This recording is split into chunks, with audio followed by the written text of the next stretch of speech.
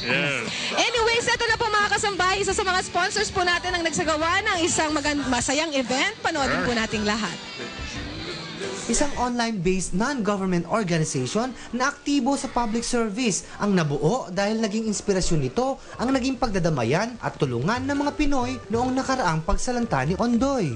Sa pakikipagtambalan sa Second Vitamins, nagbigay ng tulong pinansyal ang extendyourself.org sa 5 bata na mahihirap, ngunit deserving mag-aral sa isang pribado at maayos na paaralan sa Valenzuela City. We use that as an inspiration. Sabi namin, why not establish a website which can really help, other people. So we established extendyourself.org and invited charitable organizations to participate, and then people had the chance to vote which cause they wanted to help. Importante ang malakas na kalusugan, ang malakas na resistensya para makapag-extend tayo ng sarili natin sa ibang tao.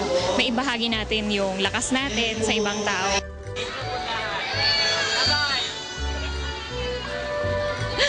Okay, nakita niyo po yan mga kasambahaya. Yan po ang isa sa mga tumutulong sa atin dito po sa clinic ni Kuya. Agad na rin nating pasalamatan tuloy-tuloy ang ating mga sponsors.